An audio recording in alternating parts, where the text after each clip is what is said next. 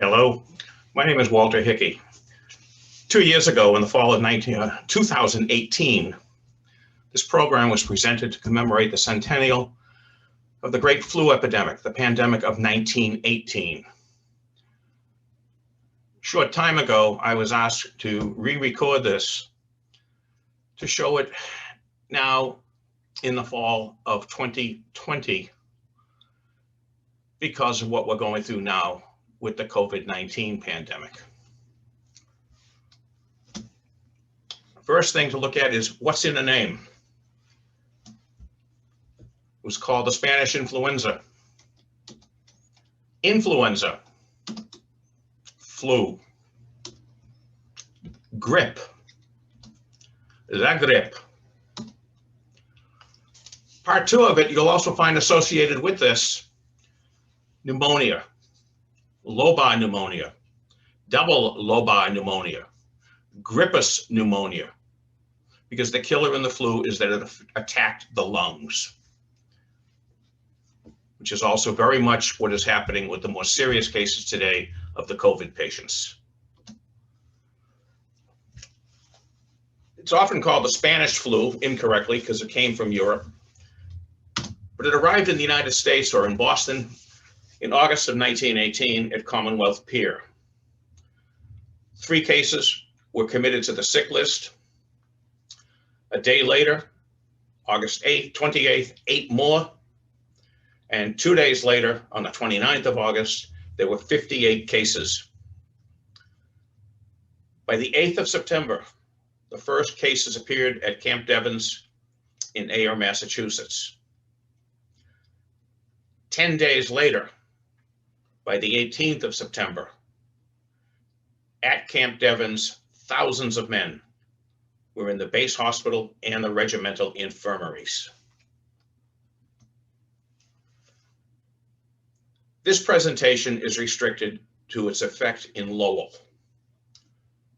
The numbers will represent Lowell and its effect here in deaths and in the cemeteries. The first death in Lowell was recorded on the 19th of September. Within days, it had turned into an epidemic. The first wave was from 23 September to the 22nd day of October, literally 1 month. 39% of the victims were aged 25 to 40. Most lived in the more crowded sections of the city. This photograph is from Fort Riley, Kansas, and this was replicated across the country with temporary field hospitals. The patients had a cot in massive halls. This sign is a little blurry, but it was the best one I could find, and I'm going to read it to you. The Spanish influenza has endangered the prosecution of the war in Europe. Because remember, this is right in the heart, towards the end of World War I. These are cases in the Navy Yard.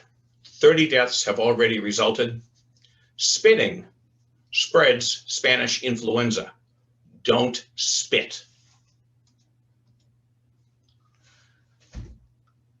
When I agreed to put this presentation together, a colleague immediately offered me her relative, Edward F. Quinn, who died in France of influenza. And I told her, no, I don't want him, because I'm restricting my presentation to deaths that were recorded with the Lowell City Clerk. I insert him here as an example of those, a Lowell person, but who is not included in the sum total for Lowell. He is buried at St. Patrick's Cemetery in Lowell because the body was brought home. And as you can see on the right, it is a very weather-worn stone.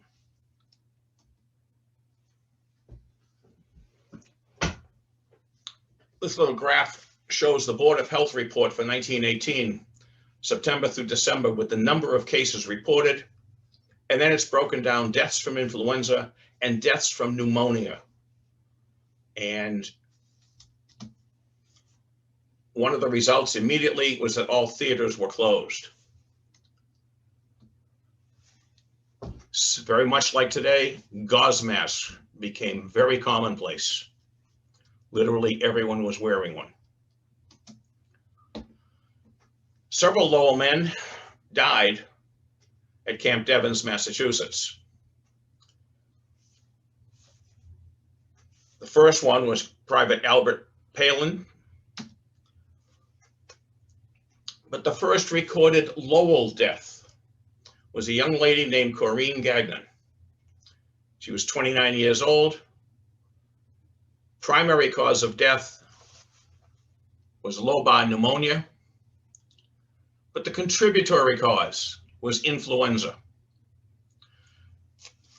Some months before this project was conceived, I had begun to compile a listing of the influenza deaths, simply to have a list prepared for my webpage.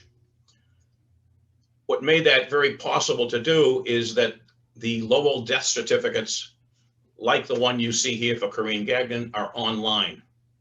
So it was simply a matter of finding the starting point, which is September 19th, 1918 for Corinne Gagnon, and then looking at every death certificate for Lowell.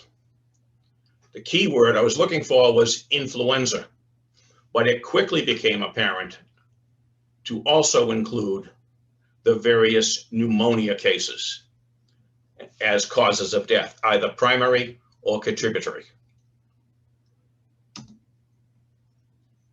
Albert Palm, even though he died at Camp Devens in Massachusetts, his death certificate was also filed here in Lowell. His cause of death, lobar pneumonia.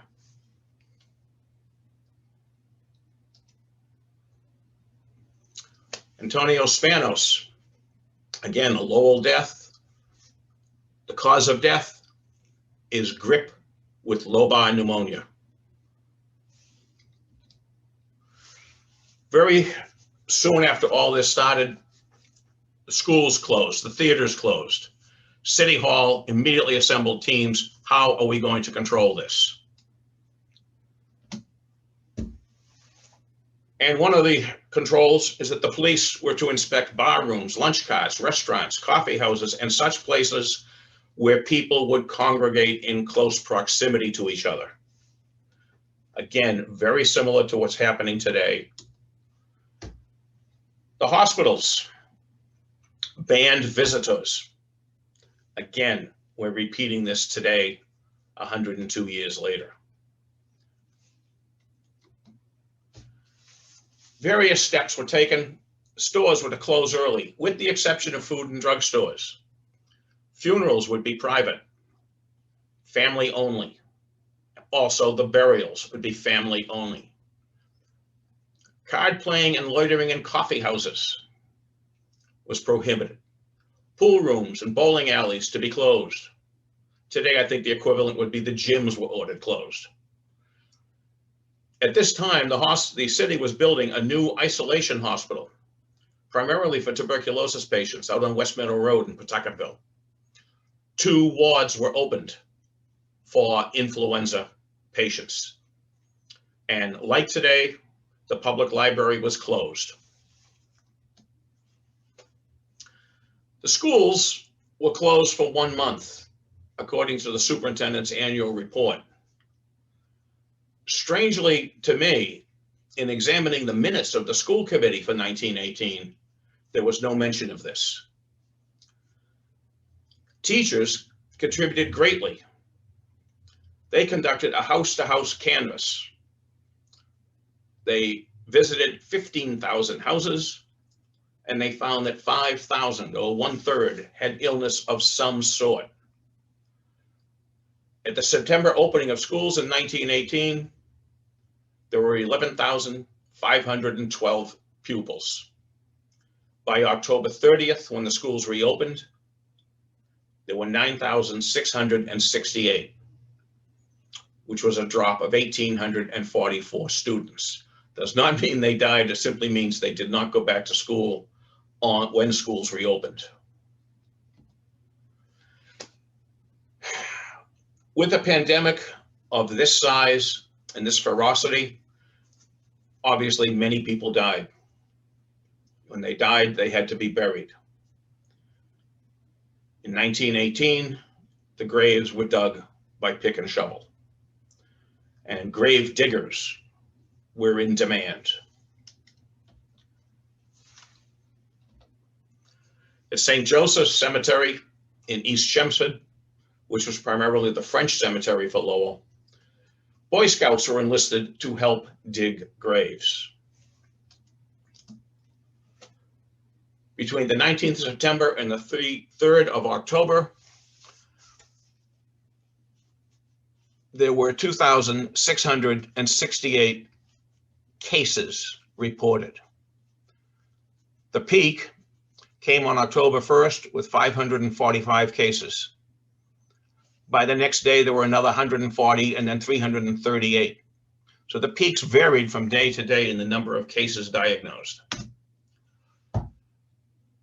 At Edson Cemetery, which is the main public cemetery for Lowell, during the week of October 5th to 9th, there were 58 burials. 12 on the 5th, followed by the 16th, 6 on the 7th, and then 13 and 11 respectively. That's an average of just under 12 burials a day.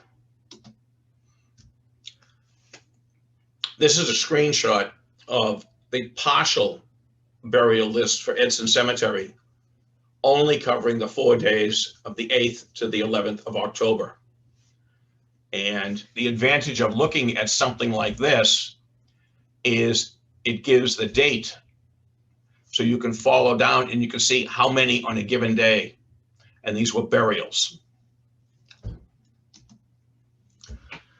In October of 1917, there were 54 burials at Edson Cemetery. In October of 1918, there were 191 burials.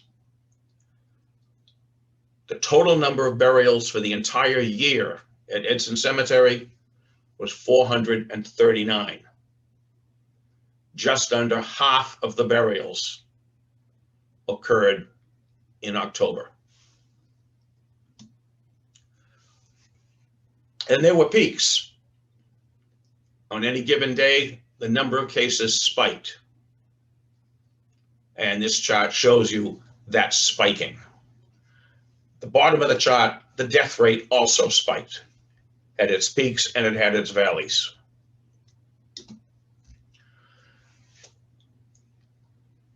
The newspapers on basically the death page, and this is where you would find death reports, funeral reports, and funeral write-ups, if there were any, is now taking up more than 2/3 of a newspaper page.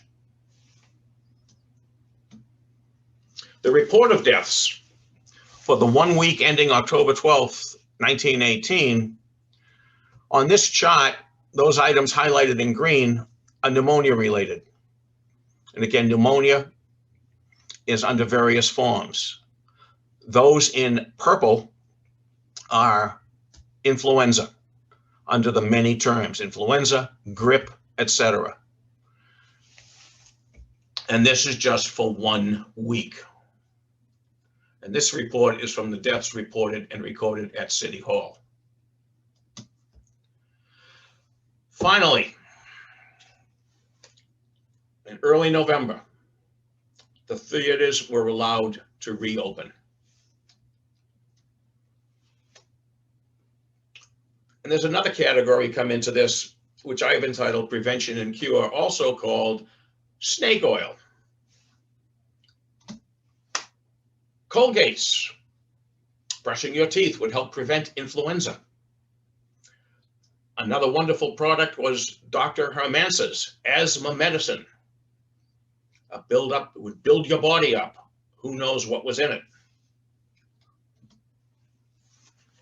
One product that was in nationwide short supply was Vicks Vapor Rub. The entire national supply was very quickly sold out. But on the other hand, if you got your hands on some Jersey ice cream, Ice cream is good to prevent the influenza. And there's a couple of children's rhymes that come with this. We all know, Ring Around the Rosie, Pockets Full of Posies, Achoo, Achoo, or Ashes, Ashes, we all fall down. And then there's a wonderful little poem. I had a little bird, and its name was Enza. I opened the window, and in flew Enza.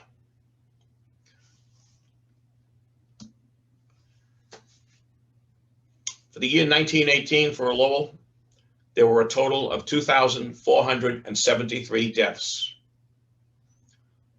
1/3, 800, were from influenza and pneumonia.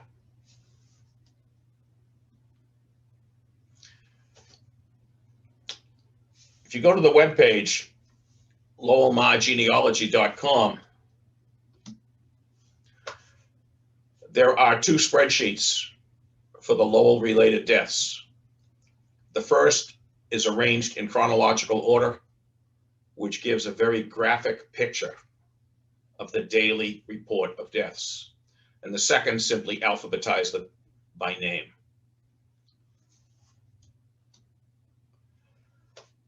And that is a short view of a presentation on the flu epidemic of 1918.